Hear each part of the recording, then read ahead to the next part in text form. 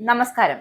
CMRL Exalogic സാമ്പത്തിക ഇടപാടുകളുമായി ബന്ധപ്പെട്ട മാസപ്പടി കേസിൽ വീണ വിജയന്റെ 8 മണിക്കൂറിലധികം നീണ്ട ചോദ്യം ചെയ്യൽ താൽക്കാലികമായി അവസാനിച്ചു എങ്കിലും കളി ഇവിടെ അവസാനിക്കുന്നില്ല. ഇനിയും കാര്യങ്ങൾ ചോദിച്ചറിയാനുണ്ട്. അതിനാൽ അതിന്റെ ഭാഗമായി വീണ്ടും ചോദ്യം ചെയ്യലിനായി വിളിച്ചു വരുത്തും. തുടർച്ചയായ ചോദ്യം ചെയ്യൽ ED ഉദ്യോഗസ്ഥർ ഉന്നയിച്ച കൃത്യമായ തെളിവുകൾക്ക് മുന്നിൽ ആകെ വിളറി വിയർത്ത അവസ്ഥയിലായിരുന്നു വീണ. കേന്ദ്ര ഏജൻസികളുടെ ചോദ്യശരങ്ങൾക്ക് മുന്നിൽ കടുത്ത മാനസിക സമ്മർദ്ദത്തിലായ വീണയിൽ നിന്നും ഇഡിക്ക് ലഭിച്ചത് വൈരുദ്ധ്യങ്ങൾ മാത്രമുള്ള മൊഴികളാണ്.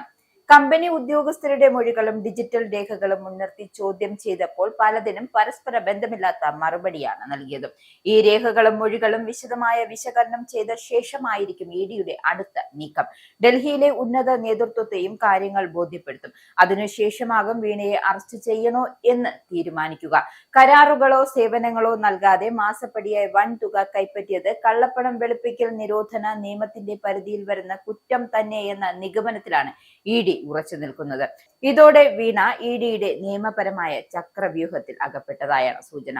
കഴിഞ്ഞ ദിവസം രാവിലെ 10:30യോടെയായിരുന്നു ഭർത്താവ് മുൻ പൊതുമരാമത്ത് ടൂറിസ്റ്റ് വകുപ്പ് മന്ത്രിയായ PA മുഹമ്മദ് റിയാസ് MLA-ക്കൊപ്പമാണ് വീണ കൊച്ചിയിലെ ഇഡി ഓഫീസിൽ ഹാജരായത്. ഇഡി ഓഫീസിന് മുന്നിലെ കനത്ത സുരക്ഷയാണ് ഏർപ്പെടുത്തിയിരുന്നത്. നേരത്തെ ജൂൺ 12-ന് ചോദ്യം ചെയ്യലിനായി ഹാജരാകാൻ ഇഡി വീണയ്ക്ക് നിർദ്ദേശം നൽകിയിരുന്നു എങ്കിലും ആരോഗ്യ പ്രശ്നങ്ങൾ ചൂണ്ടിക്കാട്ടിയായിരുന്നു അവർ എത്തിയിരുന്നില്ല.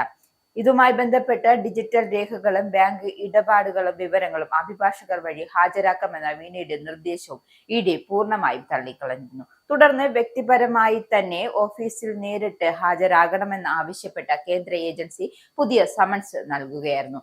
CMRL നിന്ന് എന്തിനാണ് എക്സാലോജിക് കമ്പനിക്ക് പണം ലഭിച്ചതെന്ന് വ്യക്തമാക്കുന്ന ബാങ്ക് രേഖകളും മറ്റ് കരാർ പത്രങ്ങളും സഹിതം ഹാജരാക്കാനാണ് വീണയോട് ഇഡി കർശനമായി ആവശ്യപ്പെട്ടിരുന്നത്.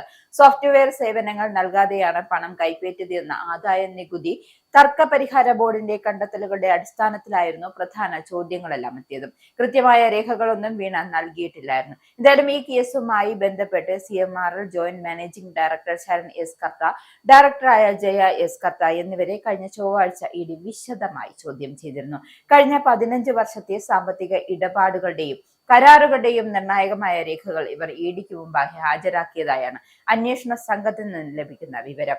കമ്പനി അധികൃതർ നൽകിയ മൊഴികളും രേഖകളും മുൻനിർത്തിയായിരുന്നു വീണയെ ഇഡി ചോദ്യം ചെയ്തത്. എന്തായാലും വരും ദിവസങ്ങളിൽ വീണയുടെ അറസ്റ്റ് ഉണ്ടാകും എന്ന കാര്യം ഏതാണ്ട് ഉറപ്പായി.